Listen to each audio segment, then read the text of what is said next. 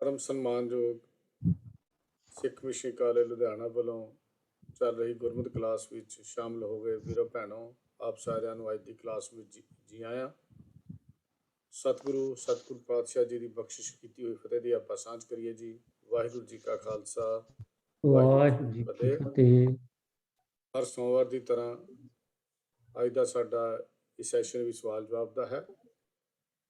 जो सवाल आप जी वालों भेजे जाते हैं पैनल मैंबरस उहदे विचार करके जो महाराज सच्चे पातशाह जी ने बख्शिश की है बुद्धि उस मुताबिक आओ दे जवाब तैयार करके आप जी नाल साझे करते हैं। इस सैशन की पूरी जिम्मेवारी वीर जी सेवा राजा सिंह जी निभा रहे हैं। मैं बेनती कर रहा हाँ वीर राजा सिंह जी नूं कि अज का सवाल जवाब का सैशन शुरू करन। वीर राजा सिंह जी, वाहिगुरू जी का खालसा, वाहिगुरू जी की फतेह। इक ओंकार सतनाम करता पुरख निर्भव निर्भैर अकाल मूरत अजूनी सैभं गुर प्रसाद। वाहिगुरू वाहिगुरू वाहिगुरू वाहिगुरू वाहिगुरू। वाहिगुरू जी का खालसा, वाहिगुरू जी की फतेह। सारी संगत का अज के प्रोग्राम में स्वागत है जी। तो सत संगत जी, पैनल मैंबर आपकी सेवा च हाजिर हैं। आप वालों भेजे सवालों हल करने के मनशे दे नाल। तो सब तो पहला पैनल मैंबर जिहड़े ने आप जी नाल फतेह साझी करनगे जी। जगीर सिंह जी। वाहिगुरू जी का खालसा, वाहिगुरू जी की फतेह। MP सिंह जी। वाहिगुरू जी का खालसा, वाहिगुरू जी की फतेह। साहब प्रभ कीर्तन सिंह जी। वाहिगुरू जी का खालसा, वाहिगुरू जी की फतेह। साहब तजिंदर सिंह जी। वाहिगुरू जी का खालसा, वाहिगुरू जी की फतेह। शायद साहब जगबीर सिंह जी, मनमोहन सिंह जी अजे ज्वाइन नहीं किए। तो वीर यार किक्कर सिंह जी ने ज्वाइन कर लिया हैगा। हाँ जी सर, किक्कर सिंह जी फतेह साझी कर लो जी।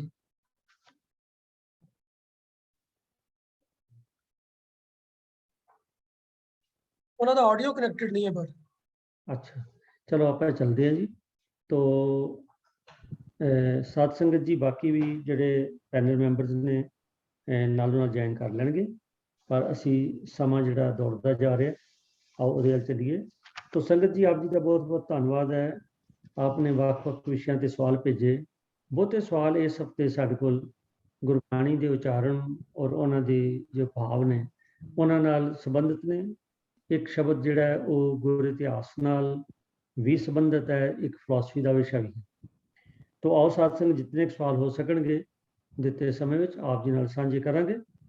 तो जसविंदर सिंह जी दिल्ली तो वो सवाल करते हैं कि गुरबाणी विच लफज शब्द जो है किरत आउंदा है ते ये शब्द काफ़ी थां ते आया है। तो जसविंदर सिंह का सवाल ये है कि जिहड़ा ये शब्द है कक्के नूं सिहारी ररा तत्ता मुक्ते नाल भी आउंदा है, कक्के नूं सिहारी ररा तत्ता सिहारी नाल भी आउंदा है।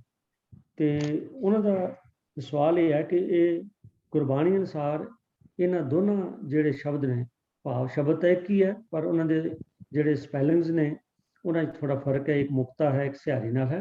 तो कहंदे इन्हां दा भाव की। तो जसविंदर सिंह जी के इस सवाल का जवाब देने लई सचबीर सिंह जी आप जी सामने हाजिर ने। सचबीर सिंह जी कृपा करो। वाहिगुरू जी का खालसा, वाहिगुरू जी की फतेह। किरत शब्द गुरबाणी विच जी 3 रूपों में आया होया जी। पहला है कक्के नूं सिहारी रारा तत्ता मुक्ता किरत।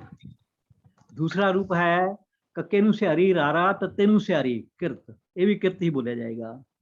तीसरा रूप है कक्के नूं सिहारी रारा तत्ते नूं औंकड़, ਇਹਦਾ ਉਚਾਰਨ ਵੀ ਕਿਰਤ ਹੀ ਹੋਏਗਾ ਜੀ।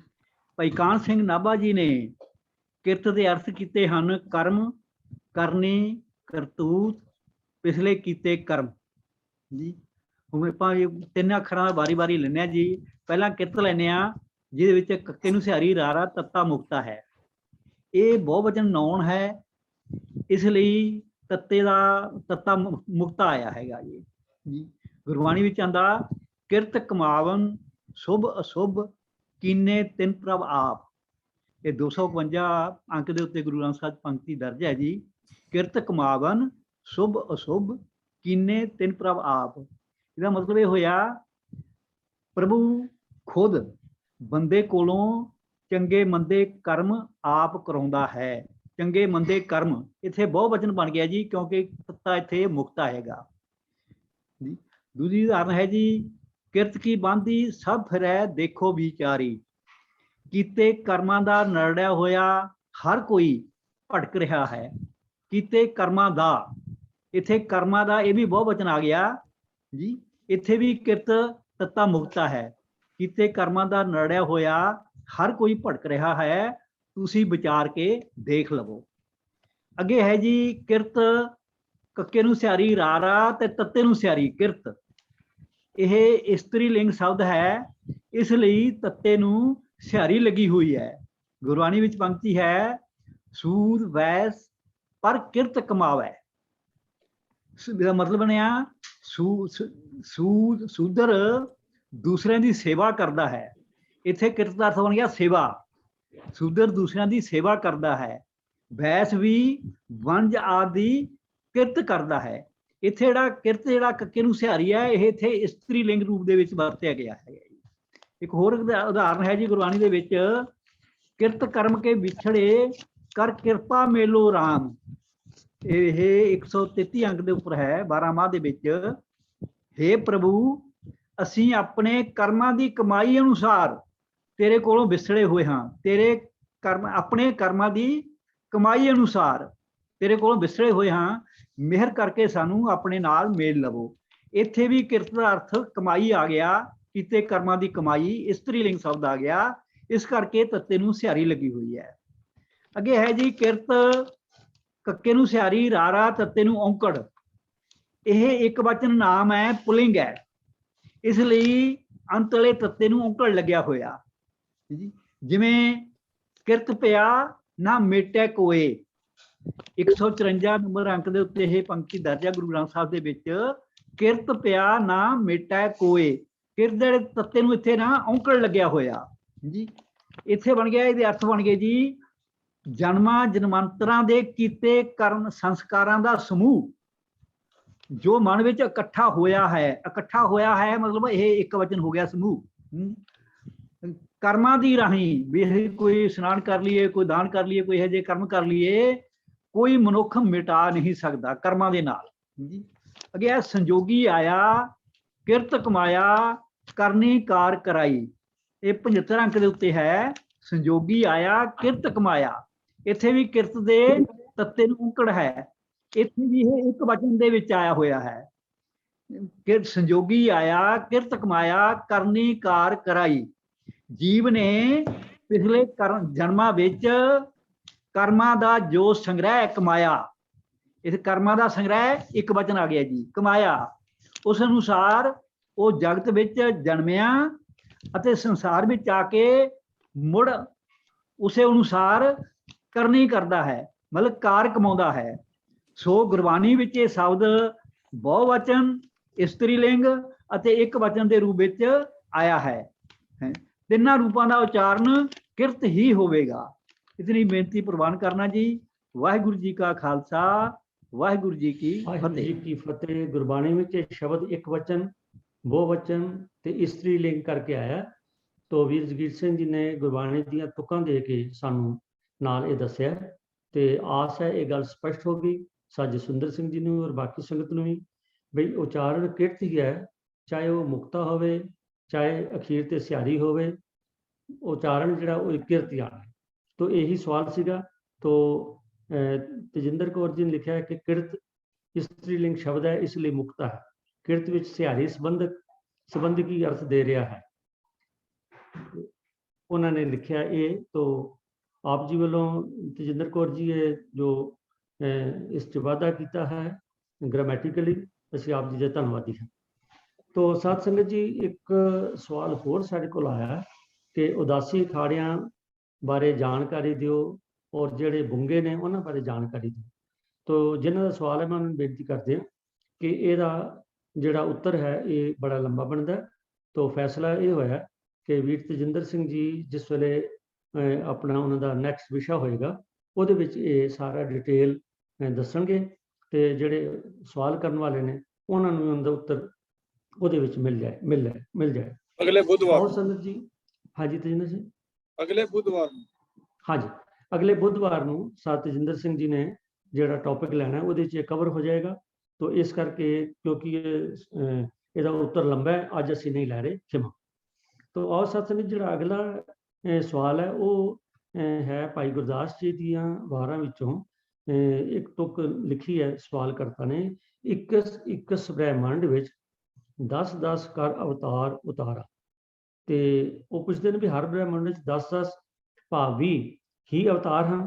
ਗੁਰਬਾਣੀ, ਸਨਾਤਨ ਜਾਂ ਮੁਸਲਿਮ ਧਰਮ ਗ੍ਰੰਥਾਂ ਦਾ ਕੋਈ ਹਵਾਲਾ ਹੈ? ਤੇ ਅਸੀਂ MP ਸਿੰਘ ਜੀ ਨੂੰ ਬੇਨਤੀ ਕੀਤੀ ਸੀ ਕਿ ਇਹਦੇ ਬਾਰੇ ਸਾਨੂੰ ਵਿਸਥਾਰ ਸਹਿਤ ਉੱਤਰ ਜਿਹੜਾ ਦੱਸਣਗੇ ਵੀਰ MP ਸਿੰਘ।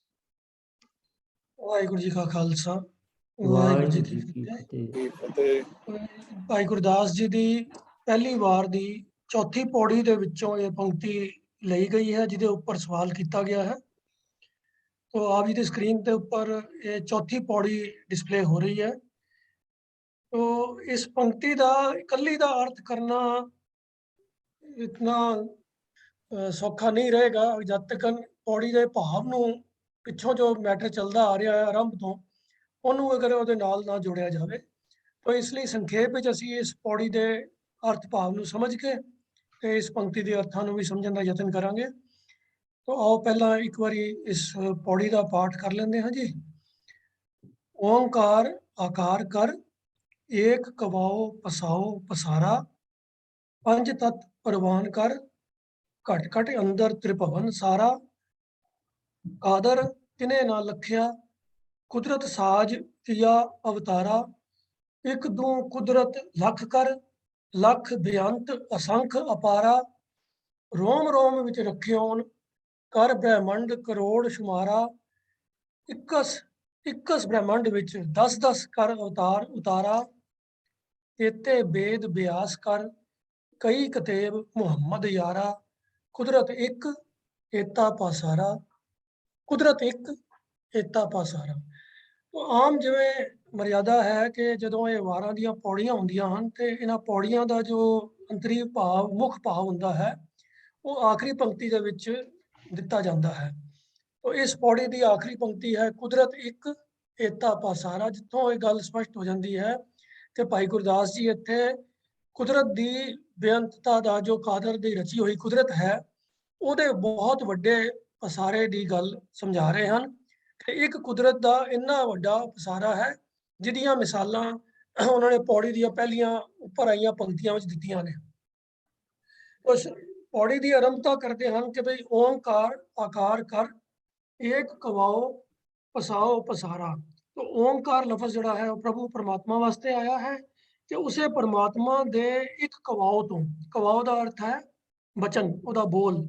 जिवें जपजी दे विच भी आंदी है पंक्ति कीता पसाओ एको कवाओ, उसे ही भावना की गल इस पंक्ति च भाई गुरदास जी भी कर रहे हैं कि ओंकार आकार कर, एक कवाओ पसाओ पसारा, के परमात्मा ने एक बचन तो ही सारे आकार रच के ये पसारा पसार दिता है। तो पहला पहल केवल ते केवल प्रभु आप ही सी सुन अवस्था दे विच, ते फिर उसने अपने एक बोल तो ही ये जो सारा पसारा कुदरत दा है वो इस एक हुक्म सदका होंद विच आ गया।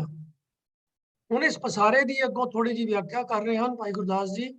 पंज तत्त प्रवान कर, घट घट अंदर त्रिभवन सारा। ये पंजा तत्तां तो ब्रह्मंड नूं रच के ते हरेक शरीर दे विच प्रवेश करके तिन्ना भवनां दा रूप बन के प्रभु जिहड़ा है वो उसने अपने आप नूं इस तरीके दे नाल प्रगट कीता है। तो जिहड़ा पंज तत्त प्रवान कर लफज वरतिया है, प्रवान तो भाव ये है कि एक एक बराबर सावां रख के जिवें तोल उहदा बराबर रखना हुंदा है। ते प्रवान लफज इत्थे तोल दे सावेंपन दे अर्थां दे विच आया है कि पंजां तत्तां नूं आपस दे विच एक बैलेंस विच रख के ਤੇ ਸਾਰੇ ਹਿਰਦਿਆਂ ਦੇ ਅੰਦਰ, ਸਭ ਜੀਵਾਂ ਦੇ ਅੰਦਰ, ਇਸ ਤ੍ਰਿਭਵਨ ਦੇ ਅੰਦਰ ਉਸਨੇ ਆਪਣੇ ਆਪ ਨੂੰ ਪ੍ਰਗਟ ਕੀਤਾ ਹੈ। ਅਗਲੀ ਪੰਕਤੀ 'ਚ ਕਹਿੰਦੇ ਹਨ ਕਿ ਕਾਦਰ ਤਿਨੇ ਨਾ ਲਖਿਆ, ਕੁਦਰਤ ਸਾਜ ਕੀਆ ਅਵਤਾਰਾ। ਭਾਵ ਉਸ ਕਾਦਰ ਨੂੰ, ਇਸ ਰਚਨਹਾਰ ਕਰਤਾਰ ਨੂੰ ਕਿਸੇ ਨੇ ਨਹੀਂ ਸਮਝਿਆ, ਕੋਈ ਉਸਨੂੰ ਦੇਖ ਨਹੀਂ ਸਕਦਾ, ਪਰ ਉਹਦਾ ਸਰੂਪ ਜਿਹੜਾ ਹੈ ਉਹ ਇਸ ਕੁਦਰਤ ਦੇ ਵਿੱਚੋਂ ਹੀ ਪ੍ਰਗਟ ਹੁੰਦਾ ਹੈ। ਉਹਦੇ ਅੰਦਰ ਹੀ ਉਹਦੀ ਹੋਂਦ ਨਜ਼ਰ ਆਉਂਦੀ ਹੈ, ਜਿੱਥੇ ਜਿਹੜੀ ਕੁਦਰਤ ਉਹਦੀ ਸਾਜੀ ਹੋਈ ਹੈ। ਫਿਰ ਇਸ ਕੁਦਰਤ ਦੇ ਅੱਗੇ ਵੱਡੇ ਪਸਾਰੇ ਦੀ ਗੱਲ ਕਰਦਿਆਂ ਕਹਿੰਦੇ ਹਨ ਕਿ ਇੱਕ ਤੂੰ ਕੁਦਰਤ ਲੱਖ ਕਰ, ਲੱਖ ਬੇਅੰਤ ਅਸੰਖ ਅਪਾਰਾ।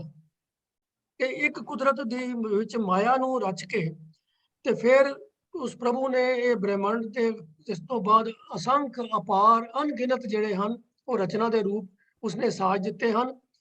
ਤੇ ਇਸ ਅਪਾਰ ਸਿਰਜਣਾ ਦੇ ਵਿੱਚ ਸਭ ਤੋਂ ਪਹਿਲਾਂ ਜੋ ਉਸਨੇ ਹੈ ਉਹ ਮਾਇਆ ਦਾ ਪਸਾਰਿਆ ਹੈ, ਤੇ ਉਸਦੇ ਉਸ ਮਾਇਆ ਦੇ ਅੱਗੋਂ ਅਨੇਕਾਂ ਅਸੰਖ ਰੂਪ ਜਿਹੜੇ ਹਨ ਉਹ ਅੱਗੋਂ ਉਹਦੇ ਤੋਂ ਪ੍ਰਗਟ ਕਰ ਦਿੱਤੇ ਹਨ। ਤੋ ਇਸ ਦਾ ਇਹ ਭਾਵ ਹੈ ਕਿ ਇੱਕ ਤੂੰ ਕੁਦਰਤ ਲੱਖ ਕਰ, ਲੱਖ ਬੇਅੰਤ ਅਸੰਖ ਅਪਾਰਾ।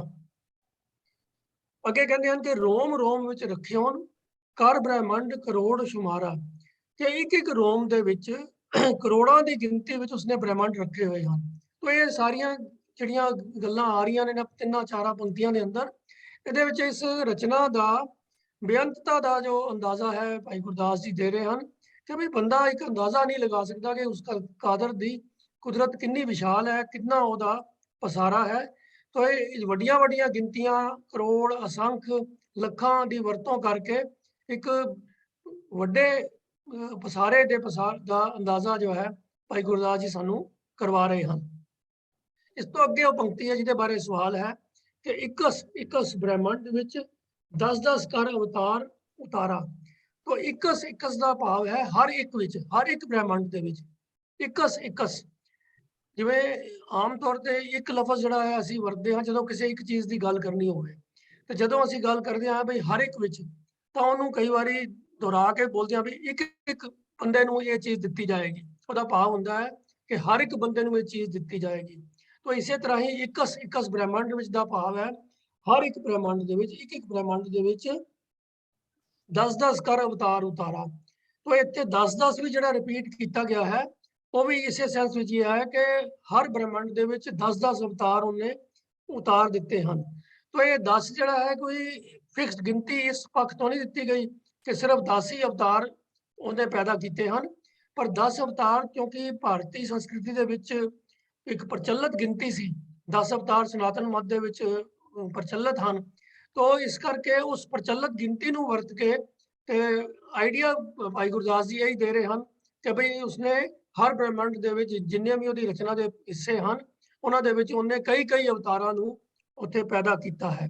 ਤੋ ਇਕਸ ਵੀ ਬਹੁਤਾਤ ਗਿਣਤੀ ਦੀ ਵਾਸਤੇ ਵਰਤਿਆ ਗਿਆ ਹੈ ਤੇ 10-10 ਲਫ਼ਜ਼ ਜਿਹੜਾ ਹੈ ਉਹ ਵੀ ਬਹੁਤ ਗਿਣਤੀ ਨੂੰ ਦਰਸਾਉਣ ਵਾਸਤੇ ਵਰਤਿਆ ਗਿਆ ਹੈ। ਪਰ 10 ਲਫ਼ਜ਼ ਦੀ ਵਰਤੋਂ ਇਸ ਪਿੱਛੇ ਕਰ ਦਿੱਤੀ ਗਈ ਹੈ ਕਿਉਂਕਿ ਇਹ 10 ਅਵਤਾਰਾਂ ਦਾ ਕਨਸੈਪਟ ਹਿੰਦੁਸਤਾਨੀ ਜਨਤਾ ਦੇ ਦਿਮਾਗ ਵਿੱਚ ਜੋ ਸਨਾਤਨ ਮਤ ਦੇ ਧਰਮ ਪੁਸਤਕਾਂ ਨੇ ਉਹਨਾਂ ਦੇ ਅੰਦਰ ਮੈਂਸ਼ਨ ਹੋਣ ਕਰਕੇ ਲੋਕਾਂ ਦੇ ਵਿੱਚ ਪ੍ਰਚਲਿਤ ਸੀ, ਉਹਨਾਂ ਦੇ ਮਨਾਂ ਵਿੱਚ ਇਹ ਗੱਲ ਬੈਠੀ ਹੋਈ ਸੀ ਕਿ ਅਵਤਾਰਾਂ ਦੀ ਗਿਣਤੀ 10 ਹੈ। ਤੋ ਉੱਥੋਂ ਹਰ ਬ੍ਰਹਿਮੰਡ ਦੇ ਵਿੱਚ 10-10 ਅਵਤਾਰਾਂ ਦੀ ਗੱਲ ਭਾਈ ਗੁਰਦਾਸ ਜੀ ਨੇ ਇਸ ਤਰ੍ਹਾਂ ਬਿਆਨ ਕਰ ਦਿੱਤੀ ਹੈ। ਪਰ ਅਗਲੀ ਪੰਕਤੀ ਦੇ ਅੰਦਰ ਫਿਰ ਉਹਨਾਂ ਨੇ ਲਫ਼ਜ਼ ਕੇਤੇ ਵਰਤ ਕੇ ਤੇ ਹੋਰ ਉਸ ਗੱਲ ਨੂੰ ਉਹਦਾ ਜੋ ਵਡੱਪਨ ਹੈ, ਜੋ ਕੁਦਰਤ ਦੀ ਰਚਨਾ ਦਾ ਬੇਅੰਤਤਾ ਹੈ, ਉਹਨੂੰ ਹੋਰ ਇਸ ਤਰ੍ਹਾਂ ਖੋਲ ਕੇ ਸਮਝਾਇਆ ਹੈ ਕਿ ਕੇਤੇ ਬੇਦ ਬਿਆਸ ਕਰ, ਕਈ ਕਤੇਬ ਮੁਹੰਮਦ ਯਾਰਾ। ਹਾਲਾਂਕਿ ਵੇਦਾਂ ਦੀ ਗਿਣਤੀ ਵੀ 4 ਮਸ਼ਹੂਰ ਹੈ ਤੇ ਕਿਤਾਬਾਂ ਵੀ ਜਿਹੜੀਆਂ ਇਸਲਾਮੀ ਮਤ ਜਿਹੜੇ ਸਾਮੀ ਮਤ ਹਨ ਉਹਨਾਂ ਦੀਆਂ 4 ਨੇ, ਜਿਹੜੇ ਜਿਨ੍ਹਾਂ ਦੇ ਵਿੱਚ ਕੁਰਾਨ, ਤੌਰਾਤ, ਅੰਜੀਲ ਤੇ ਇਸ ਤਰ੍ਹਾਂ ਦੇ ਜਿਹੜੇ ਉਹਨਾਂ ਦੇ ਧਰਮ ਗ੍ਰੰਥ ਨੇ। ਤੋ ਲੇਕਿਨ ਭਾਈ ਗੁਰਦਾਸ ਜੀ ਨੇ ਲਫ਼ਜ਼ ਕਈ ਔਰ ਕੇਤੇ ਵਰਤ ਕੇ ਉਹਨਾਂ ਦੇ ਅੰਦਰ ਵੀ ਪਰਮਾਤਮਾ ਦੀ ਇਸ ਬੇਅੰਤ ਰਚਨਾ ਦਾ ਅੰਦਾਜ਼ਾ ਲਗਾਉਣ ਵਾਸਤੇ ਲਫ਼ਜ਼ ਕੇਤੇ ਔਰ ਕਈ ਵਰਤਿਆ ਹੈ ਕਿ ਕੇਤੇ ਵੇਦ ਬਿਆਸ ਕਰ, ਕਈ ਵੇਦਾਂ ਦੇ ਰਚਨਾ ਕਰਨ ਵਾਲੇ ਬਿਆਸ, ਭਾਵੇਂ ਬਿਆਸ ਇੱਕ ਹੋਇਆ ਹੈ ਪਰ ਭਾਈ ਗੁਰਦਾਸ ਜੀ ਨੇ ਉੱਥੇ ਵੀ ਬਹੁਵਚਨ ਦੀ ਵਰਤੋਂ ਕੀਤੀ ਹੈ। ਕੇਤੇ ਵੇਦ ਬਿਆਸ ਕਰ, ਕਈ ਕਤੇਬ ਮੁਹੰਮਦ ਯਾਰਾ। ਤੇ ਕਈ ਕਿਤਾਬਾਂ, ਕਈ ਮੁਹੰਮਦ ਤੇ ਉਹਨਾਂ ਦੇ ਯਾਰ ਬਣਾ ਦਿੱਤੇ। ਹਾਲਾਂਕਿ ਮੁਹੰਮਦ ਸਾਹਿਬ ਵੀ ਜਿਹੜੇ ਪੈਗੰਬਰ ਸਨ ਉਹ ਇੱਕ ਹੀ ਹੋਏ ਹਨ, ਪਰ ਪਰਮਾਤਮਾ ਦੀ ਰਚਨਾ ਬੇਅੰਤ ਹੈ, ਉਹ ਕਿਸੇ ਇੱਕ ਗਿਣਤੀ ਦੀ ਮੁਹਤਾਜ ਨਹੀਂ ਹੈ ਕਿ ਉੱਥੇ ਗਿਣਤੀ ਰੁਕ ਜਾਂਦੀ ਹੈ। ਤਾਂ ਇਸੇ ਵਿਚਾਰ ਨੂੰ ਪ੍ਰਤੱਖ ਸਮਝਾਉਣ ਵਾਸਤੇ ਭਾਈ ਗੁਰਦਾਸ ਜੀ ਨੇ ਇੱਥੇ ਇਹ ਕੇਤੇ ਔਰ ਕਈ ਲਫ਼ਜ਼ ਦਾ ਇਸਤੇਮਾਲ ਕੀਤਾ ਹੈ। ਅੰਤ ਵਿੱਚ ਜਿਹੜੀ ਹੈ ਸਿਧਾਂਤ ਦੀ ਗੱਲ ਉਹ ਪੌੜੀ ਦੇ ਅੰਤ ਵਿੱਚ ਦਰਸਾਈ ਹੈ। ਕੁਦਰਤ ਇੱਕ, ਏਤਾ ਪਸਾਰਾ। ਏਤੇ ਤੋਂ ਭਾਵ ਇੰਨਾ ਪਸਾਰਾ ਜਿਹੜਾ ਮੈਂ ਉੱਤੇ ਬਿਆਨ ਕੀਤਾ ਹੈ, ਜਿਹਦਾ ਅੰਦਾਜ਼ਾ ਲਾਣਾ ਮੁਸ਼ਕਿਲ ਹੈ। ਉਹ ਇੱਕ ਕੁਦਰਤ ਦਾ, ਉਸ ਪ੍ਰਭੂ ਦਾ ਇੰਨਾ ਵੱਡਾ ਪਸਾਰਾ ਹੈ। तो आस है कि जो 21 और 10 लफज आए हैं, ਉਹਨਾਂ ਦਾ ਜੋ ਭਾਵ ਹੈ, ਜੋ ਸਾਰੀ ਪੌੜੀ ਦੇ ਵਿੱਚ ਚੱਲਦਾ ਹੋਇਆ ਥੀਮ ਹੈ, ਉਹਦੇ ਮੁਤਾਬਕ ਹੀ ਉਹਨੂੰ ਸਿਰਫ ਬਹੁਤਾਤ ਦੇ ਵਿੱਚ ਸਮਝਣ ਦੇ ਵਾਸਤੇ ਉਹਨਾਂ ਦੇ ਅਰਥ ਕਰਨੇ ਹਨ। तो एक 10 ਦੀ ਗਿਣਤੀ ਕੋਈ ਫਿਕਸ ਨਹੀਂ ਹੈ ਜੋ ਭਾਈ ਗੁਰਦਾਸ ਜੀ ਨੇ ਦਿੱਤੀ ਹੈ। ਉਹਦਾ ਭਾਵ ਸਿਰਫ ਇਹ ਹੈ ਕਿ ਬਹੁਤਾਤ ਗਿਣਤੀ ਦੇ ਵਿੱਚ ਪ੍ਰਭੂ ਨੇ ਰਚਨਾ ਵਿੱਚ ਹਰ ਬ੍ਰਹਿਮੰਡ ਵਿੱਚ ਕਈ ਅਵਤਾਰ ਪੈਦਾ ਕੀਤੇ ਹਨ ਜੀ। तो इतने बचन प्रवान करने जी। ਵਾਹਿਗੁਰੂ ਜੀ ਕਾ ਖਾਲਸਾ, ਵਾਹਿਗੁਰੂ ਜੀ ਕੀ ਫਤਿਹ। ਤੋਂ 10 ਦੀ ਗਿਣਤੀ ਜਿਹੜੀ ਹੈ ਉਹ ਨਹੀਂ ਹੈ, ਕਈ ਵਾਰ ਸੰਕੇਤਕ ਲਫ਼ਜ਼ ਜਿਹੜੇ ਨੇ ਉਹ ਵਰਤੇ ਜਾਂਦੇ ਨੇ। ਔਰ ਵਾਹਿਗੁਰੂ ਜੀ ਕਿਉਂਕਿ ਬੇਅੰਤ ਹਨ ਤੇ ਉਹਨਾਂ ਦੀ ਰਚਨਾ ਵੀ ਬੇਅੰਤ ਹੈ। ਤੋਂ ਜਿਹੜੀ ਪੌੜੀ ਦੇ ਵੀਰ ਜੀ ਨੇ ਵਿਆਖਿਆ ਕੀਤੀ ਹੈ, ਸਤਿਗੁਰੂ ਦੀ ਰਚੀ ਜੋ ਰਚਨਾ ਹੈ, ਵਾਹਿਗੁਰੂ ਦੀ ਰਚੀ, ਉਹ ਬੇਅੰਤਤਾ ਜਿਹੜੀ ਹੈ ਉਹਦੀ ਗੱਲ ਹੈ। ਤੋਂ ਆਸ ਹੈ ਜਿਨ੍ਹਾਂ ਨੇ ਇਹ ਸਵਾਲ ਭੇਜੇ ਉਹਨਾਂ ਨੂੰ ਇਸ ਦਾ ਉੱਤਰ ਜਿਹੜਾ ਬਖੂਬੀ ਮਿਲ ਗਿਆ। तो VMPC ਆਪ ਦਾ ਬਹੁਤ ਬਹੁਤ ਧੰਨਵਾਦ। तो ਸੰਗਤ ਜੀ ਅਗਲਾ ਸਵਾਲ ਜਿਹੜਾ ਹੈ ਉਹ ਵੀ ਚਲੋ ਆਪਾਂ ਗੁਰਬਾਣੀ ਨਾਲ ਹੀ ਉਹਦੇ ਅਰਥਾਂ ਨਾਲ ਰਿਲੇਟਡ ਜਿਹੜਾ ਉਹ ਕਰ ਲੈਂਦੇ ਹਾਂ। ਭੈਣ ਬਲਵਿੰਦਰ ਕੌਰ ਜੀ ਬਰੇਟਾ ਤੋਂ ਪੁੱਛਦੇ ਨੇ ਕਿ ਗੁਰਬਾਣੀ ਚਾਹੀ ਇਹ ਤੁਕ ਨਾਰਾਇਣ ਨਿੰਦਸ ਕਾਏ ਭੂਲੀ ਗਵਾਰੀ। ਉਹ ਕਹਿੰਦੇ ਨੇ ਭੂਲੀ ਤੇ ਗਵਾਰੀ ਕਿਹਦੇ ਲਈ ਇਹ ਲਫ਼ਜ਼ ਜਿਹੜੇ ਨੇ ਵਰਤੇ ਗਏ ਨੇ। तो ਸਾਕਿਕਰ ਸਿੰਘ ਜੀ ਆਪ ਜੀ ਨੂੰ ਬੇਨਤੀ ਹੈ ਵੀ ਕਿਰਪਾ ਕਰੋ ਸਾਨੂੰ ਇਸ ਦਾ ਦੱਸੋ ਕਿ ਇਸ ਸ਼ਬਦ ਵਿੱਚ ਜੋ ਭੂਲੀ ਤੇ ਗਵਾਰੀ ਲਫ਼ਜ਼ ਆਏ ਨੇ ਉਹਨਾਂ ਦਾ ਅਰਥ ਕੀ ਹੈ ਜਾਂ ਕਿਹਨਾਂ ਬਾਰੇ ਇਹ ਉਚਾਰਨ ਹੋਏ ਨੇ। ਸਾਕਿਕਰ ਸਿੰਘ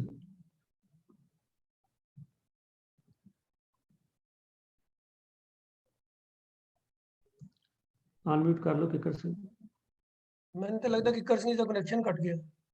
ਅੱਛਾ ਚਲੋ ਕੋਈ ਨਹੀਂ, ਆਪਾਂ ਜਦ ਤੱਕ ਵੀਰ ਜੀ ਜੁੜਦੇ ਨੇ ਅਗਲਾ ਸਵਾਲ ਲੈ ਲਾਂਗੇ। तो साध संगत जी एक होर साडे कोल सवाल आया कि 5 तख्तां नूं तख्त क्यों किया जाता है, बाकी गुरधामां नूं क्यों नहीं किया जाता। तो जिन्हां दा ये सवाल है मैं उन्होंने बेनती कर देना कि 21 मार्च नूं ये सवाल जिहड़ा है ये पहले ऑलरेडी डिस्कस हो चुका है। तो वो कृपा करके 21 मार्च नूं जिहड़ी साडी YouTube 21 मार्च दी उत्थे ते जाण और उत्थों अपना उत्तर जिहड़ा है वो सुन सकदे ने। ते साडे YouTube चैनल दा आप जी ਨੂੰ ਪਤਾ ਹੀ ਹੈ ਔਰ ਜਿਨ੍ਹਾਂ ਨੇ ਸਵਾਲ ਕੀਤਾ ਮੈਂ ਉਹਨਾਂ ਨੂੰ ਬੇਨਤੀ ਕਰਦੇ ਹਾਂ ਕਿ ਸਿੱਖ ਮਿਸ਼ਨਰੀ ਕਾਲਜ ਗੁਰਮਤਿ ਕਲਾਸ USA ਇਹ ਸਾਡਾ YouTube ਚੈਨਲ ਹੈ। ਕਿਰਪਾ ਕਰਕੇ ਉੱਤੇ ਜਾਓ ਔਰ 21 ਮਾਰਚ ਦੀ YouTube ਕੱਢ ਕੇ ਤੁਹਾਨੂੰ ਉਹਦਾ ਉੱਤਰ ਮਿਲ ਜਾਏਗਾ। तो ਸਾਧ ਸੰਗਤ ਜੀ ਸਾਕਿਕਰ ਸਿੰਘ ਜੀ ਦਾ ਕਨੈਕਸ਼ਨ ਕਿਸੇ ਵਜ੍ਹਾ ਕਰਕੇ ਨਹੀਂ ਜੁੜ ਰਿਹਾ, ਉਹਦੇ ਲਈ ਆਪਾਂ ਸੁਖਮਾ ਮੰਗਦੇ ਹਾਂ। ਮੈਂ ਜਦ ਤੱਕ ਬੇਨਤੀ ਹੁਣ ਕਰਨ ਲੱਗਾ ਵੀਰ ਪ੍ਰਭ ਕੀਰਤਨ ਸਿੰਘ ਜੀ ਨੂੰ ਕਿ ਸਾਡੇ ਕੋਲ ਵੀਰ ਜੀ ਇੱਕ ਸਵਾਲ ਆਇਆ कि किला लोहगढ़ कित्थे है ते इस वेले वो जिहड़ा किला है वो किस अवस्था च है। तो ये एक बड़ा अहम सवाल है क्योंकि किला लोहगढ़ जिहड़ा है ये सारियां संगतां नूं पता है कि सिख सोसाइटी इहदी बड़ी महत्ता है कि किला लोहगढ़ की। तो मैं वीर प्रभकीर्तन सिंह बेनती करन लगा कि कृपा करके विस्तार सहित सानूं इस किला लोहगढ़ बारे और अज वो किस पोजीशन च खड़ा है कृपा करके जानना पाओ जी। वीर प्रभकीर्तन सिंह। हाँ जी, वाहिगुरू जी का खालसा वाहिगुरू जी की फतेह जी। किला लोहगढ़ बाबा बंदा सिंह जी वालों अपनी राजधानी बनाया गया सी ते साडे लिए बहुत अहम है क्योंकि ये वो इतिहासक स्थान है जिथे सतगुरु साहिबान जी दे तो बाद ਜਿਹੜਾ ਪਹਿਲਾ ਸਿੱਕਾ ਜਿਹੜਾ ਖਾਲਸਾ ਰਾਜ ਆਪਣਾ ਐਸਟੈਬਲਿਸ਼ ਹੋਇਆ ਉਹਦੇ ਵਿੱਚ ਪਹਿਲਾ ਸਿੱਕਾ ਉੱਥੇ ਜਾਰੀ ਹੋਇਆ। ਖਾਲਸਾ ਰਾਜ ਦੀ ਮੋਹਰ ਪਹਿਲੀ ਉੱਥੇ ਜਾਰੀ ਹੋਈ ਤੇ ਮਤਲਬ ਉਹ ਇੱਕ ਐਸੀ ਜਗ੍ਹਾ ਸੀ ਜਿੱਥੋਂ ਇਹ ਵੀ ਕਿਹਾ ਜਾਂਦਾ ਹੈ ਕਿ ਜਿਹੜਾ ਜ਼ਿੰਮੇਵਾਰੀ ਖਤਮ ਕਰਨ ਦਾ ਫਰਮਾਨ ਹੈ ਉਹ ਵੀ ਉੱਥੋਂ ਹੀ ਜਾਰੀ ਹੋਇਆ। तो आओ ਇਹਦੇ ਬਾਰੇ ਥੋੜਾ ਜਿਹਾ ਇਤਿਹਾਸ ਆਪਾਂ ਪਹਿਲੇ ਸਮਝ ਲਈਏ कि ये जो किला है सब तो पहला कहा जाता है कि शेर शाह सूरी ने बनवाया सी ते इहदा नाम उन्हें पवारगढ़ रखिया सी। पर हाले किला अंडर कंस्ट्रक्शन ही सी कि शेर शाह सूरी हार गया ते फिर मुगलों का राज दोबारा हो गया ते ਉਸ ਵੇਲੇ ਫਿਰ ਇਹ ਖੰਡਰਾਂ ਦੀ ਹਾਲਤ ਦੇ ਵਿੱਚ ਕੁਝ ਸਮੇਂ 'ਚ ਬਦਲ ਗਿਆ। ਤੇ ਫਿਰ ਉਸ ਤੋਂ ਬਾਅਦ ਮੁਖਲਿਸ ਖਾਨ ਇੱਕ ਜਨਰਲ ਸੀਗਾ ਸ਼ਾਹਜਹਾਨ ਦਾ। ਤੋ ਸ਼ਾਹਜਹਾਨ ਦਾ ਜਿਹੜਾ ਜਨਰਲ ਸੀ ਉਹਨੇ ਹੁਕਮ ਦਿੱਤਾ ਕਿ ਇਸ ਜਗ੍ਹਾ ਦੇ ਉੱਤੇ ਮੈਂ ਗਰਮੀਆਂ ਦੇ ਵਿੱਚ ਅਕਸਰ ਸ਼ਿਕਾਰ ਖੇਡਣ ਲਈ ਜਾਂਦਾ। ਤੇ ਇੱਥੇ ਚੁੱਕਿ ਇਹ ਫੋਰੈਸਟ ਏਰੀਆ ਹੈ। ਵੀਰ ਜੀ ਪਹਿਲੀ ਸਲਾਈਡ ਤੋਂ ਤੁਸੀਂ ਕਾਈਂਡਲੀ ਸਲਾਈਡ ਸ਼ੋਅ ਸ਼ੁਰੂ ਕਰ ਦਿਓ ਜੀ। ਤੋ ਪਹਿਲੀ ਇਹੀ ਆ ਰਹੀ ਹੈ, ਇਸ ਤੋਂ ਪਹਿਲਾਂ ਕਿਹੜੀ ਸੀ? ਨਹੀਂ ਜੀ, ਸਲਾਈਡ ਸ਼ੋਅ ਮੈਂ ਕਹਿ ਰਿਹਾ ਜੀ, ਸਲਾਈਡ ਸ਼ੋਅ ਭੇਜਿਆ ਤੁਹਾਨੂੰ ਪੀਪੀਟੀ, ਉਹ ਦੇਖੋ ਜੀ। ਇੱਕ ਸੈਕਿੰਡ। ਹਾਂਜੀ, ਤਾਂ ਉੱਥੇ ਜਿਹੜਾ ਹੈ ਉਹ ਮੁਖਲਿਸ ਖਾਨ ਨੂੰ ਹੁਕਮ ਕੀਤਾ ਸ਼ਾਹਜਹਾਨ ਨੇ ਕਿ ਇਸ ਜਗ੍ਹਾ ਦੇ ਉੱਤੇ ਇੱਕ ਕਿਲਾ, ਹਵੇਲੀ ਨੁਮਾ ਕਿਲਾ ਬਣਾਇਆ ਜਾਵੇ, ਕਿਉਂਕਿ ਸ਼ਾਹਜਹਾਨ ਉੱਥੇ ਸ਼ਿਕਾਰ ਖੇਡਣ ਜਾਂਦਾ ਸੀ। ਔਰ ਇਹ ਮੁਗਲਾਂ ਦੀ ਰਵਾਇਤ ਸੀ ਕਿ ਉਹ ਹਰ ਸਾਲ ਸ਼ਿਕਾਰ ਖੇਡਣ ਜਾਂਦੇ ਸਨ, ਔਰ ਜ਼ਿਆਦਾਤਰ ਨਾਰਥ ਦੇ ਇਲਾਕੇ 'ਚ ਹੀ ਰਹਿੰਦੇ ਸਨ, ਕਿਉਂਕਿ ਪੰਜਾਬ ਦਾ ਇਲਾਕਾ ਜਿਹੜਾ ਹੈ ਉਹ ਉਹਨਾਂ ਦੇ ਲਈ ਬਹੁਤ ਇੰਪੋਰਟੈਂਟ ਸੀ। ਔਰ ਉਸ ਚੀਜ਼ ਨੂੰ ਧਿਆਨ 'ਚ ਰੱਖਦਿਆਂ ਹੋਇਆਂ ਉਹ ਇਸੇ ਇਲਾਕੇ 'ਚ ਸ਼ਿਕਾਰ ਖੇਡਦੇ ਸਨ। ਮੈਂ ਇੱਕ ਜਸਟ ਅਸਾਈਡ ਜਾ ਕੇ ਇੱਕ ਇਨਫੋਰਮੇਸ਼ਨ ਆਪ ਜੀ ਦੇ ਨਾਲ ਸਾਂਝੀ ਕਰਦੇ ਹਾਂ। ਇੱਕ ਪਾਕਿਸਤਾਨ ਦੇ ਵਿੱਚ ਜ਼ਿਲ੍ਹਾ ਹੈ ਸ਼ੇਖੂਪੁਰਾ, ਉਹ ਸਾਰਾ ਬਾਰ ਦਾ ਇਲਾਕਾ, ਭਾਵ ਜੰਗਲ ਦਾ ਇਲਾਕਾ ਹੁੰਦਾ ਸੀ, ਤੇ ਅਕਬਰ ਦਾ ਬੜਾ ਮਨ ਭਾਉਂਦਾ ਇਲਾਕਾ ਸੀ ਸ਼ਿਕਾਰ ਖੇਡਣ ਵਾਸਤੇ, ਕਿਉਂਕਿ ਉੱਥੇ ਜੰਗਲੀ ਜਾਨਵਰ ਬਹੁਤ ਹੁੰਦੇ ਸਨ। ਤਾਂ ਉਹਨਾਂ ਦੇ ਵਿੱਚ ਉਸਨੇ ਉੱਥੇ ਇੱਕ ਛੋਟਾ ਜਿਹਾ ਕਿਲਾ ਬਣਵਾਇਆ, ਤੇ ਉਸ ਇਲਾਕੇ ਦਾ ਨਾਮ, ਉਸ ਸ਼ਹਿਰ ਦਾ ਨਾਮ ਜਿਹੜਾ ਹੈ ਉਹ ਸ਼ੇਖੂਪੁਰਾ ਰੱਖਿਆ, ਕਿਉਂਕਿ ਉਹਦੇ ਸ਼ਹਿਜ਼ਾਦੇ ਜਹਾਂਗੀਰ ਦਾ ਘਰ ਦਾ ਨਾਮ ਸ਼ੇਖੂ ਸੀ, ਕਿਉਂਕਿ ਉਹ ਸ਼ੇਖ ਸਾਹਿਬ ਦੇ ਆਸ਼ੀਰਵਾਦ ਦੇ ਨਾਲ ਪੈਦਾ ਹੋਇਆ ਸੀ। ਤੋ ਇਹ ਜੰਗਲ ਦਾ ਇਲਾਕਾ ਹੈ। ਹਾਂਜੀ ਵੀਰ ਜੀ, ਨੈਕਸਟ ਸਲਾਈਡ ਕਰੋ ਜੀ। ਤੋ ਉਹ ਉਸ ਇਲਾਕੇ ਦੇ ਵਿੱਚ ਉਹ ਸ਼ਿਕਾਰ ਖੇਡਣ ਜਾਂਦਾ ਸੀ, ਤੇ ਇਹ ਸ਼ਾਹਜਹਾਨ ਦਾ ਮਨ ਭਾਉਂਦਾ ਇਲਾਕਾ ਸੀ ਜਿਹਦੇ ਵਿੱਚ ਉਹ ਸ਼ਿਕਾਰ ਖੇਡਣ ਆਉਂਦਾ ਸੀ। ਇਹ ਪਹਾੜਾਂ ਦੇ ਬਿਲਕੁਲ ਥੱਲੇ, ਜਿਹੜੇ ਸ਼ਿਵਾਲਿਕ ਹਿਲਸ ਦੇ ਹੇਠਾਂ ਵਾਲਾ ਇਲਾਕਾ ਹੈ, ਜਿਹੜਾ ਮੈਦਾਨੀ ਇਲਾਕੇ ਦੇ ਨਾਲ ਲੱਗਦਾ ਹੈ। ਤੋ ਉਹਦੇ ਵਿੱਚ ਉਹ ਸ਼ਿਕਾਰ ਖੇਡਣ ਆਉਂਦਾ ਸੀ। ਹਾਂਜੀ ਵੀਰ ਜੀ, ਨੈਕਸਟ ਸਲਾਈਡ ਕਰੋ ਜੀ। ਜਿਹੜਾ ਮੈਪ ਹੈਗਾ ਉਹ ਮੂਵ ਕਰੋ ਜਰਾ ਇਹਨੂੰ। ਤੇ ਉਹ ਜਿਹੜਾ ਇਲਾਕਾ ਹੈ ਇਹ ਬਿਲਕੁਲ ਪੈਰਾਂ ਦੇ ਵਿੱਚ ਹੈ। ਅੱਧਾ ਇਲਾਕਾ ਇਹ ਜੋ ਕਾਲੇਸਰ ਫੋਰੈਸਟ ਰਿਜ਼ਰਵ ਜਿਹੜਾ ਹੈਗਾ ਉਹਦੇ ਵਿੱਚ ਪੈਂਦਾ ਹੈ, ਲੋਹਗੜ੍ਹ ਦਾ ਇਲਾਕਾ। ਤੋ ਉਸ ਇਲਾਕੇ ਦੇ ਵਿੱਚ ਇਹ ਸ਼ਿਕਾਰ ਖੇਡਣ ਜਾਂਦਾ ਸੀ, ਤੇ ਉਹਨੇ ਮੁਖਲਿਸ ਖਾਨ ਨੇ ਬਣਾਇਆ। ਪਰ ਸਮੇਂ ਦੇ ਨਾਲ ਇਹਦੀ ਹਾਲਤ ਵੀ ਕਾਫੀ ਖਰਾਬ ਹੋ ਗਈ, ਤੇ ਚੂੰਕਿ ਸਢੌਰੇ ਦੇ ਇਲਾਕੇ ਦੇ ਨਾਲ ਬਾਬਾ ਬੰਦਾ ਸਿੰਘ ਬਹਾਦਰ ਬੜਾ ਚੰਗੀ ਤਰ੍ਹਾਂ ਵਾਕਿਫ ਸੀ, ਕਿਉਂਕਿ ਉਹਨੇ ਸਢੌਰੇ ਦੇ ਇਲਾਕੇ ਵਿੱਚ ਆ ਕੇ ਉਸਮਾਨ ਖਾਨ ਨੂੰ, ਜਿਸਨੇ ਪੀਰ ਬੁੱਧੂ ਸ਼ਾਹ ਨੂੰ ਤਕਲੀਫ ਦੇ ਕੇ ਸ਼ਹੀਦ ਕੀਤਾ ਸੀ, ਉਹਨੂੰ ਸਜ਼ਾ ਦਿੱਤੀ ਸੀ। ਤੇ ਇਸ ਸਾਰੇ ਇਲਾਕੇ ਦਾ ਉਹ ਚੰਗੀ ਤਰ੍ਹਾਂ ਵਾਕਿਫ ਸੀ, ਤਾਂ ਉਹਨੇ ਇਸ ਇਲਾਕੇ ਨੂੰ ਲੋਹਗੜ੍ਹ ਦਾ ਨਾਮ ਦਿੱਤਾ, ਤੇ ਇਹਨੂੰ ਆਪਣੀ ਰਾਜਧਾਨੀ ਬਣਾਉਣ ਦਾ ਵਿਚਾਰ। ਪਹਿਲਾਂ ਉਹਨੇ ਸਰਹੰਦ ਨੂੰ ਆਪਣੀ ਰਾਜਧਾਨੀ ਬਣਾਉਣ ਦਾ ਵਿਚਾਰ ਬਣਾਇਆ ਸੀ, ਇਸੇ ਕਰਕੇ ਸਰਹੰਦ ਨੂੰ ਢਾਇਆ ਨਹੀਂ ਸੀ ਗਿਆ। ਪਰ ਉਹ ਇਹਨੂੰ ਲੱਗਿਆ ਕਿ ਇਹ ਸ਼ਾਹੀ ਰਾਹ ਦੇ ਉੱਤੇ ਹੋਣ ਕਰਕੇ ਉਹ ਬੜੀ ਡੇਂਜਰਸ ਹੈ, ਪਲੇਨਸ ਦੇ ਵਿੱਚ ਹੈ, ਉਹਦੇ ਡਿਫੈਂਸ ਦੇ ਕੋਈ ਇੰਤਜ਼ਾਮ ਨਹੀਂ ਹਨ। ਤਾਂ ਫਿਰ ਉਹਨੇ ਵਿਚਾਰ ਬਦਲ ਕੇ ਇੱਕ ਸੇਫ ਇਲਾਕਾ ਦੇਖ ਕੇ ਲੋਹਗੜ੍ਹ ਨੂੰ ਆਪਣੀ ਰਾਜਧਾਨੀ ਬਣਾਇਆ।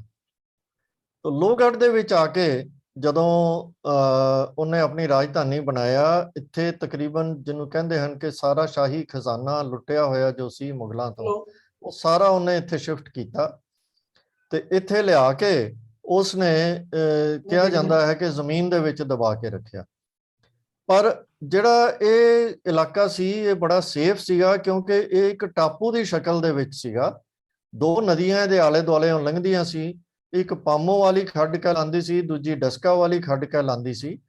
ਤੇ ਇਹਦਾ ਜੋ ਲੋਕੇਸ਼ਨ ਹੈ ਇਹ ਸਢੌਰੇ ਤੋਂ ਤਕਰੀਬਨ 32 ਕਿਲੋਮੀਟਰ, ਨਾਹਨ ਤੋਂ 31 ਕਿਲੋਮੀਟਰ, ਤੇ ਪੌਂਟਾ ਸਾਹਿਬ ਤੋਂ ਇਹ ਤਕਰੀਬਨ 27 ਕਿਲੋਮੀਟਰ ਹੈ ਜੀ। ਤੇ ਦਿੱਲੀ ਤੋਂ ਤਕਰੀਬਨ 288 ਕਿਲੋਮੀਟਰ ਦੂਰ ਪੈਂਦਾ ਹੈ। ਤੋ ਜਿਵੇਂ ਤੁਸੀਂ ਇਹਦੇ ਦੇਖ ਸਕਦੇ ਹੋ, ਇਹ ਜੋ ਗੂਗਲ ਮੈਪ ਤੋਂ ਹੀ ਮੈਂ ਲਿਆ ਹੈ, ਇਹ ਤੁਸੀਂ ਇਲਾਕੇ ਦੀ ਟਰੇਨ ਦਾ ਅੰਦਾਜ਼ਾ ਲਗਾ ਸਕਦੇ ਹੋ ਕਿ ਇਹ ਕਿੰਨੀ ਉਬੜ ਖਾਬੜ ਛੋਟੀਆਂ ਪਹਾੜੀਆਂ ਵਾਲਾ ਇਲਾਕਾ ਹੈ, ਔਰ ਇਹਦੇ ਵਿੱਚ ਫੌਜੀ ਦ੍ਰਿਸ਼ਟੀ ਦੇ ਉੱਤੋਂ ਇਹਦੀ ਇੰਪੋਰਟੈਂਸ ਕਿੰਨੀ ਹੋਏਗੀ।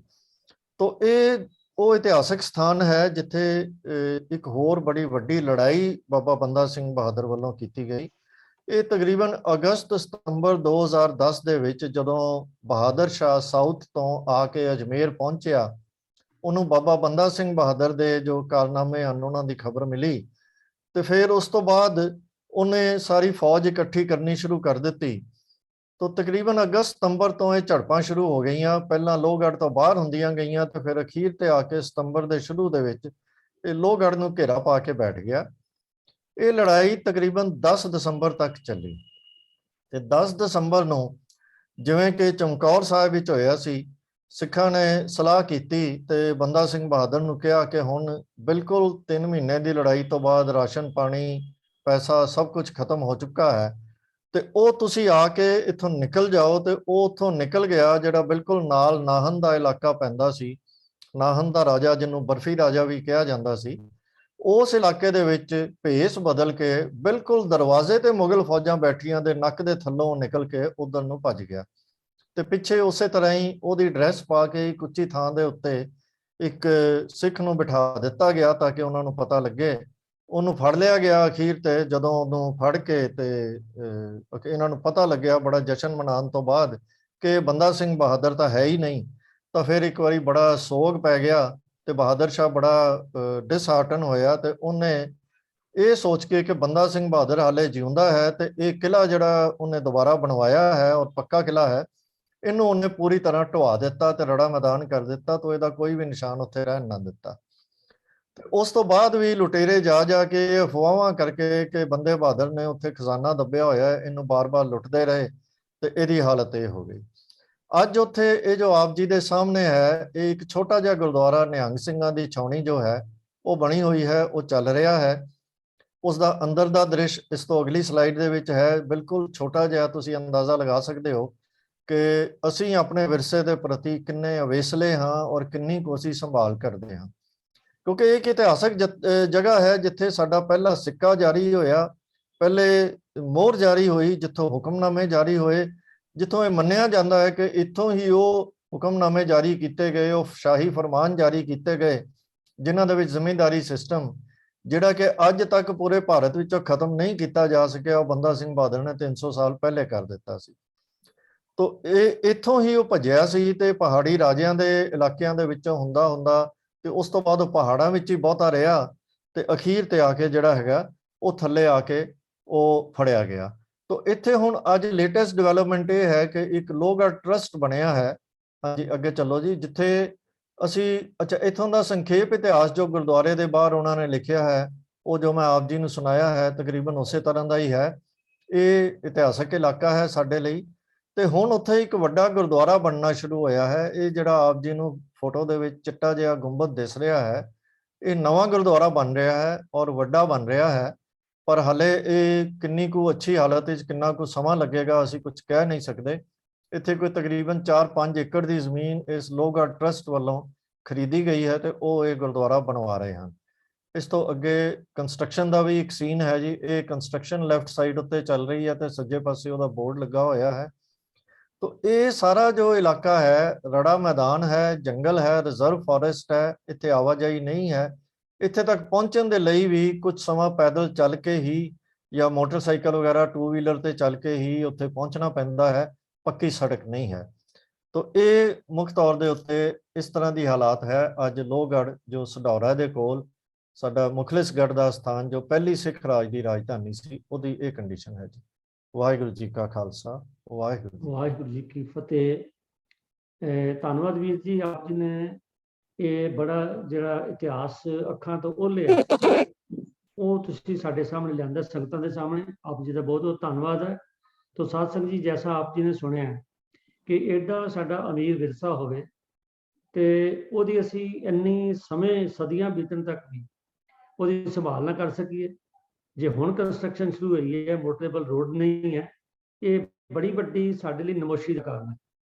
ਤੇ ਜੇਕਰ ਅਸੀਂ ਆਪਣੇ ਇਤਿਹਾਸ ਪ੍ਰਤੀ ਇੰਨੇ ਹੀ ਅਵੇਸਲੇ ਹਾਂ ਤੇ ਸ਼ਾਇਦ ਇਸੇ ਕਰਕੇ ਸਾਨੂੰ ਕੋਈ ਨਾ ਕੋਈ ਮੁਸੀਬਤ ਗਾਇਬ ਪਈ ਰਹਿੰਦੀ। ਤੋ ਜਿਸ ਤਰ੍ਹਾਂ ਵੀਰ ਜੀ ਨੇ ਡਿਟੇਲ ਦੱਸੀ ਹੈ, ਇੱਕ ਬਹੁਤ ਹੀ ਸਾਡੇ ਲਈ ਅਹਿਮ ਇਤਿਹਾਸਕ ਸਥਾਨ ਹੈ ਔਰ ਇਹਦੇ ਵੱਲ ਸਾਨੂੰ ਫੌਰਨ ਔਰ ਪੇਸ਼ਤਰ ਧਿਆਨ ਦੇਣਾ ਚਾਹੀਦਾ। ਔਰ ਅਸੀਂ ਕੋਸ਼ਿਸ਼ ਕਰੀਏ, ਬੇਸ਼ੱਕ ਰਸਤਾ ਔਖਾ ਹੈ ਪਰ ਫਿਰ ਵੀ ਸਾਨੂੰ ਚਾਹੀਦੇ, ਸਾਡੇ ਮਨ 'ਚ ਐਸੀ ਮੰਗ ਹੋਵੇ ਕਿ ਅਸੀਂ ਜੇ ਪਹੁੰਚ ਸਕੀਏ ਉੱਥੇ ਪਹੁੰਚੀਏ, ਜਾ ਕੇ ਉਸ ਜਗ੍ਹਾ ਦੇ ਦਰਸ਼ਨ ਕਰੀਏ ਔਰ ਉਹਦੇ ਜੋ ਆਪਣਾ ਯੋਗਦਾਨ ਹੈ ਉਹ ਪਾ ਸਕੀਏ, ਕਿਉਂਕਿ ਇੱਕ ਐਡੀ ਵੱਡੀ ਅਣਮੁੱਲੀ ਇਤਿਹਾਸਕ ਗਵਾਹੀ ਸਾਡੀ ਜਿਹੜੀ ਹੈ ਹੁਣ ਤੱਕ ਅਣਗੌਲੀ ਰਹੀ ਹੈ। ਤੇ ਹੁਣ ਅਸੀਂ ਉਹਨੂੰ, ਜੇ ਅਜੇ ਵੀ ਸਾਨੂੰ ਥੋੜੀ ਹੋਸ਼ ਆ ਜਾਏ ਤੇ ਅਸੀਂ ਉਹਨੂੰ ਆਪਣੇ ਸਹੀ ਉਸੇ ਸ਼ਾਨੋ ਸ਼ੌਕਤ ਨਾਲ ਕਾਇਮ ਕਰ ਸਕੀਏ। ਇਹ ਸਤਿਗੁਰੂ ਦੀ ਅਰਦਾਸ ਹੈ, ਸੰਗਤਾਂ ਅੱਗੇ ਬੇਨਤੀ। ਤੋ ਸਤਸੰਗ ਜੀ, ਮੈਂ ਅਗਲਾ ਸਵਾਲ ਚੱਲਣ ਤੋਂ ਪਹਿਲੇ ਬੇਨਤੀ ਕਰਦੇ ਹਾਂ ਕਿ ਵੀਰ ਕਿੱਕਰ ਸਿੰਘ ਜੀ ਦਾ ਜਿਹੜਾ ਉਹ ਨੈਟਵਰਕ ਹੈ ਉਹ ਠੀਕ ਨਹੀਂ ਕਰ ਰਿਹਾ, ਉਹਨਾਂ ਦਾ ਮੈਸੇਜ ਆਇਆ। ਤੋ ਜਿਨ੍ਹਾਂ ਨੇ ਭੈਣ ਬਲਵਿੰਦਰ ਕੌਰ ਜੀ ਨੇ ਸਵਾਲ ਭੇਜਿਆ, ਮੈਂ ਉਹਨਾਂ ਪਾਸੋਂ ਖਿਮਾ ਮੰਗਦਾ ਤੇ ਅਗਲੇ ਹਫਤੇ ਮੈਂ ਵਾਅਦਾ ਕਰਦਾ ਕਿ ਸਭ ਤੋਂ ਪਹਿਲੇ ਉਹਨਾਂ ਦਾ ਇਹ ਜਿਹੜਾ ਸਵਾਲ ਹੈ ਉਹ ਲਿਆ ਜਾਏ। ਤਾਂ ਚਲੋ ਆਪਾਂ ਅਗਲੇ ਸਵਾਲ ਵੱਲ ਚੱਲਦੇ ਹਾਂ। ਅਗਲਾ ਸਵਾਲ ਜਿਹੜਾ ਉਹ ਬੜਾ ਅਹਿਮ ਹੈ। ਉਹ ਸਵਾਲਕਰਤਾ ਨੇ ਸਾਨੂੰ ਪੁੱਛਿਆ ਕਿ ਕਿਆ ਇਨਸਾਨ ਦੀ ਇੱਛਾ ਸ਼ਕਤੀ ਜਿਹੜੀ ਹੈ ਉਹਦਾ ਕੋਈ ਸੰਕਲਪ ਕੀ ਹੈ, ਕਿ ਗੁਰਬਾਣੀ ਮੰਨਦੀ ਹੈ ਕਿ ਇਨਸਾਨ ਆਪ ਵੀ ਕੁਝ ਕਰਨ ਦੇ ਯੋਗ ਹੈ, ਆਜ਼ਾਦੀ ਰੱਖਦਾ ਹੈ, ਤੇ ਜੇ ਇਨਸਾਨ ਆਪ ਕੁਝ ਨਹੀਂ ਕਰ ਸਕਦਾ ਫਿਰ ਧਰਮ ਨੂੰ ਕਿਉਂ ਅਪਣਾਉਣਾ ਹੈ, ਤੇ ਜੇਕਰ ਹਾਂ ਹੈ ਫਿਰ ਪਰਮੇਸ਼ਰ ਦੇ ਹੁਕਮ ਅਨੁਸਾਰ ਕਿਵੇਂ ਸਭ ਕੁਝ ਹੋ ਜਾਏ। ਇਹ ਬੜਾ ਲੰਬਾ ਚੌੜਾ, ਬੜਾ ਕੰਪਲੈਕਸ ਸਵਾਲ ਹੈ ਤੇ ਮੈਂ ਬੇਨਤੀ ਕਰ ਰਿਹਾ ਵੀਰ ਤੇਜਿੰਦਰ ਸਿੰਘ ਜੀ, ਉਹ ਕਿਰਪਾ ਕਰਕੇ ਇਹਦੇ ਬਾਰੇ ਸਾਨੂੰ ਚਾਨਣਾ ਪਾਓ। ਵਾਹਿਗੁਰੂ ਜੀ ਕਾ ਖਾਲਸਾ, ਵਾਹਿਗੁਰੂ ਜੀ ਕੀ ਫਤਿਹ। ਜਿਵੇਂ ਵੀਰ ਜੀ ਨੇ ਕਿਹਾ ਹੀ ਹੈ ਕਿ ਸਵਾਲ ਬੜਾ ਕੰਪਲੈਕਸ ਹੈ, ਲੇਕਿਨ ਅਸੀਂ ਇਹ ਸਮਝਦੇ ਹਾਂ ਕਿ ਜਿੰਨੇ ਵੀ ਸਵਾਲ ਹਨ ਉਹਨਾਂ ਸਾਰਿਆਂ ਦਾ ਜਵਾਬ ਸਾਨੂੰ ਗੁਰਬਾਣੀ ਦੇ ਵਿੱਚੋਂ ਮਿਲਦਾ ਹੈ। ਇਸ ਕਰਕੇ ਇਸ ਸਵਾਲ ਦੀ ਤਹਿ ਵੀ ਜਾਣ ਤੋਂ ਪਹਿਲਾਂ ਆਓ ਅਸੀਂ ਗੁਰਬਾਣੀ ਤੋਂ ਪੁੱਛੀਏ ਕਿ ਗੁਰਬਾਣੀ ਇਸ ਬਾਰੇ ਸਾਨੂੰ ਕੀ ਕਹਿੰਦੀ ਹੈ। ਗੁਰਬਾਣੀ ਦੇ ਵਿੱਚ ਮਾਰੂ ਰਾਗ ਦੇ ਅੰਦਰ ਗੁਰੂ ਅਮਰਦਾਸ ਪਾਤਸ਼ਾਹ ਜੀ ਦਾ ਇੱਕ ਸ਼ਬਦ ਹੈ, ਮਾਰੂ ਸੋਲੇ ਮਹਿਲਾ ਤੀਜਾ 1066 ਅੰਕ ਦੇ ਉੱਪਰ ਸਮਾਇਮਾਨ ਹੈ। ਨਿਰੰਕਾਰ ਆਕਾਰ ਉਪਾਇਆ, ਭਾਵ ਆਕਾਰ ਰਹਿਤ ਪਰਮਾਤਮਾ ਨੇ ਆਪਣੇ ਆਪ ਤੋਂ ਪਹਿਲਾਂ ਇਹ ਦਿਸਦਾ ਜਗਤ ਜਿਹੜਾ ਹੈ ਉਹ ਪੈਦਾ ਕੀਤਾ।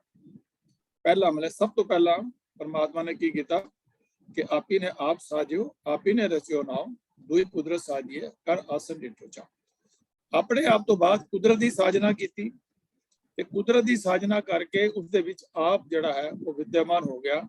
ਹਰ ਜ਼ਰੇ ਜ਼ਰੇ ਦੇ ਅੰਦਰ ਉਹ ਪਰਮਾਤਮਾ ਆਪ ਜਿਹੜਾ ਹੈ ਉਹ ਵਸਿਆ ਹੋਇਆ ਹੈ।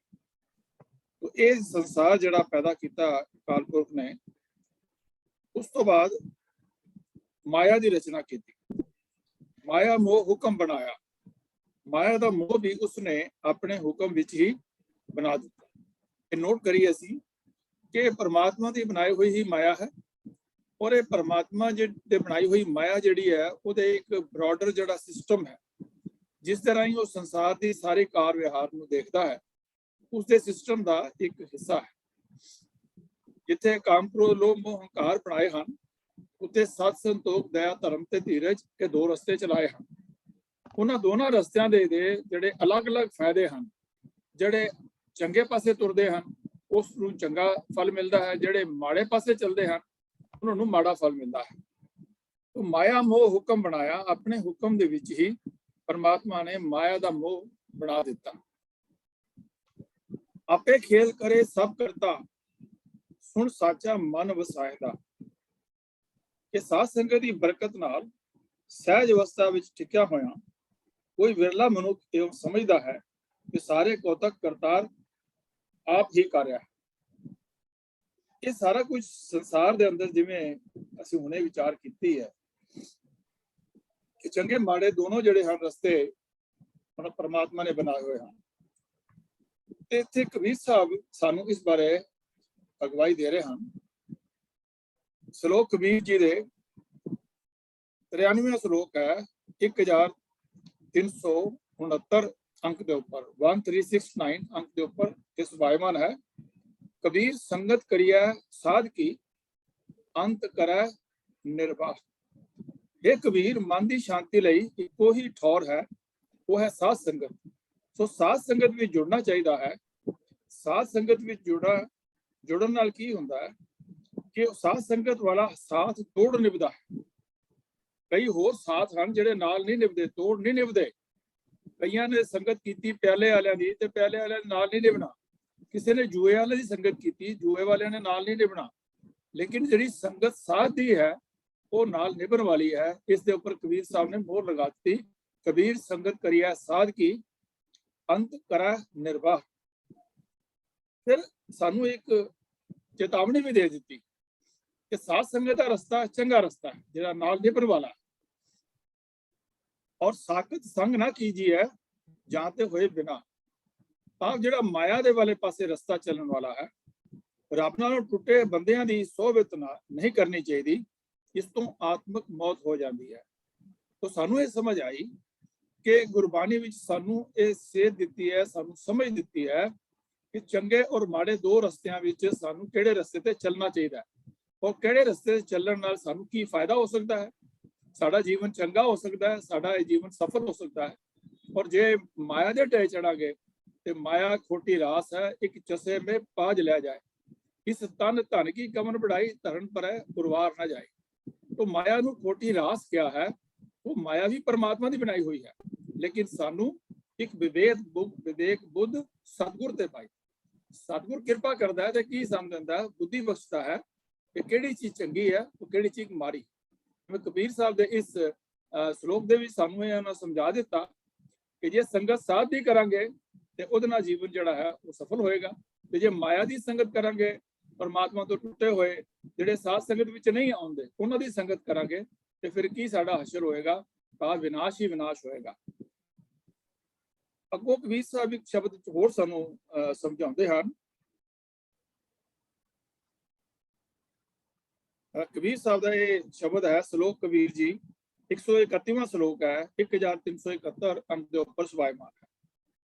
ਕਹਿੰਦੇ ਹਨ ਕਬੀਰ ਸਾਖਤ ਸੰਗ ਨਾ ਕੀਜੀਏ, ਕਿ ਜਿਹੜੇ ਮਾਇਆ ਦੇ ਢਹਿ ਚੜੇ ਹੋਏ ਹਨ, ਜਿਹੜੇ ਪਰਮਾਤਮਾ ਤੋਂ ਛੱਡ ਕੇ ਕਿਸੇ ਹੋਰ ਸ਼ਕਤੀ ਦੀ ਪੂਜਾ ਕਰਦੇ ਹਨ, ਦੂਰੇ ਜਾਈਏ ਭਾਗ, ਉਹਨਾਂ ਦੇ ਨਾਲ ਭਿੱਟਣ ਦੀ ਲੋੜ ਨਹੀਂ, ਉਹਨਾਂ ਦਾ ਸੰਗ ਕਰਨ ਦੀ ਲੋੜ ਨਹੀਂ ਹੈ।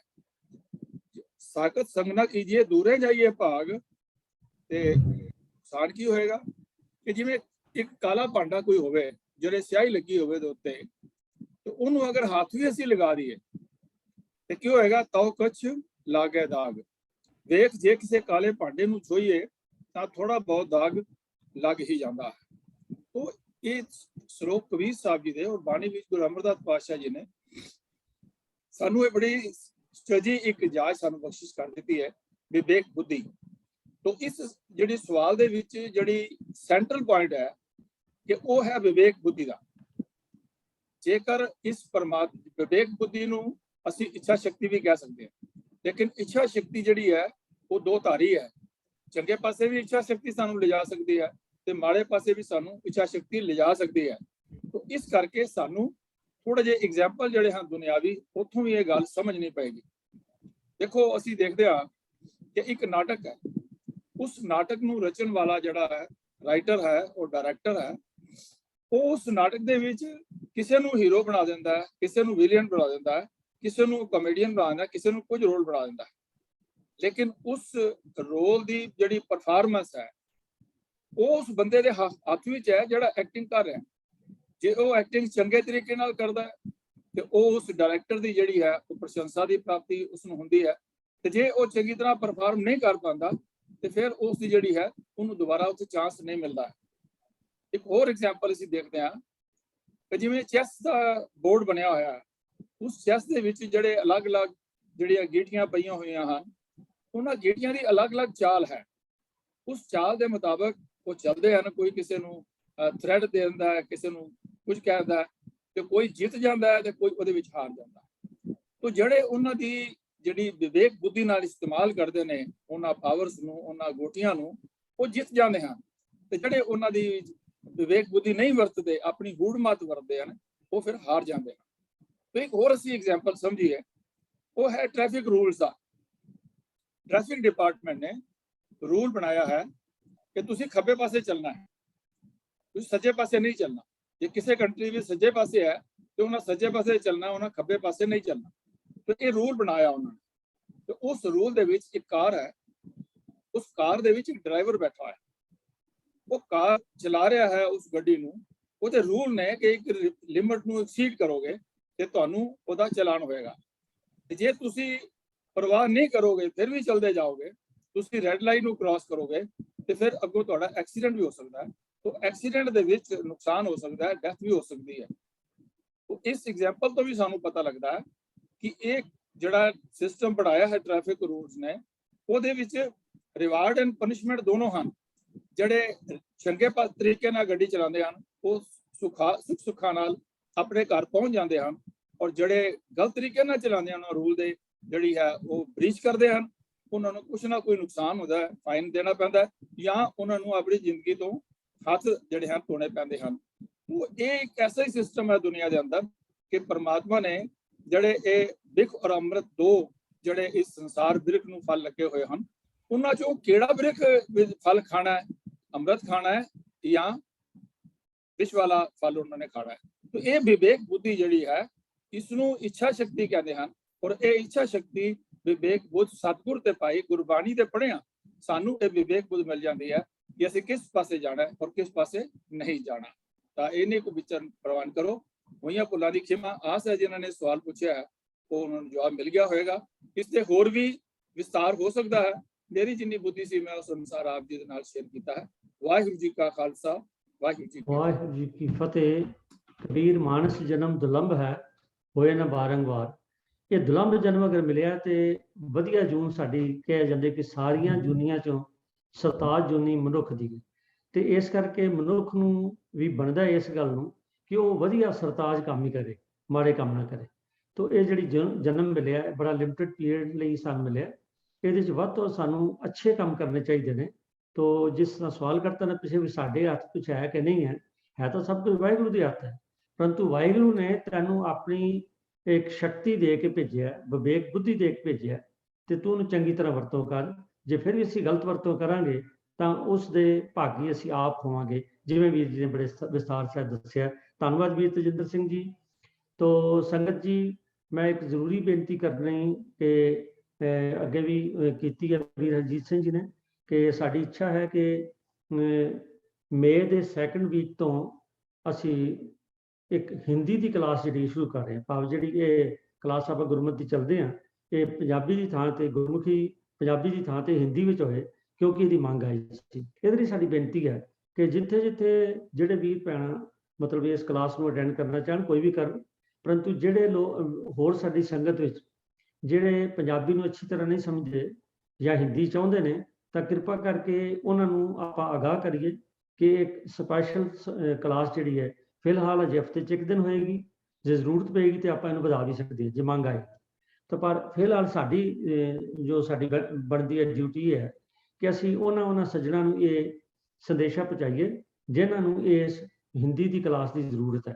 तो आओ असीं आपो अपने जिहड़े साडे कॉन्टैक्ट्स हैं उन्हां वाल एक बारी रिव्यू करिए। तो जिहड़े जिहड़े वीर भैणां साडे कोल संगत जिन्हां नूं हिंदी विच थोड़ा कंफर्टेबल है उन्हां नूं तुसीं मैसेज दिओ, तो उहदा जो हैगा पासवर्ड वगैरह वो भी MP Singh ji group chat में लिख देंगे, रोज़ लिखिया करांगे अगों भी। तो कृपा करके इसनूं वध तों वध संगत तक पहुँचाओ। मनशा है कि जो शुरू करिए तो संगत भी सामने काफ़ी होनी चाहिए है, तां जे वध तों वध ये गुरबाणी का प्रचार जिहड़ा वध तों वध संगतां विच जा सके। ये मेरी बेनती है प्रवान कर। तो संगत जी समा हुण हो गया, ते मैं बेनती करदे हां। दूजी बेनती ये है कि मैं अगे भी कीती सी पिछले हफ्ते भी बई जद असीं समा चेंज किया तां उहदे च 20% ड्रॉप जिहड़ा वो आ गया। वो इस करके कि नॉर्थ अमेरिका तो साडी अद्धा घंटा लेट हो गई है, तो पर जिहड़े मतलब अभी खास करके हिंदुस्तान दे विच जिहड़ियां साडीआं संगतां रहिंदियां उन्हां नूं अद्धा घंटा एडवांस होण करके शाम नूं शायद थोड़ी जी समस्या आती होवे, परंतु हर काम नूं असीं एडजस्ट करदे। बाकी जिहड़े साडे संसारक काम ने वो अगे पिछे होण तो असीं उहदे मुताबक अपने आप को एडजस्ट करते। एक सियाणे ने कहा सीगा कि असीं हालातां नाल एडजस्ट करना, हालात साडे नाल नहीं करने। सो इस करके जे हालात बन गए अगे पिछे हो गया समा, तो कृपा करके जिहड़ी संगत नहीं जुड़ती उन्हां तों आपां बेनती करिए बई क्यों नहीं आ रहे, क्योंकि सानूं पता ही हुंदा कि साडे मिलण वाले किहड़े इस संगत च आउंदे ने किहड़े नहीं आते।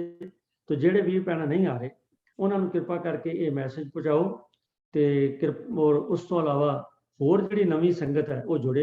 साडी तां मनशा सी और बड़े महीनों तो बेनती कर रहे सन कि 2022 विच ये गिनती घट्टो घट्ट 200 तक जरूर पुजे।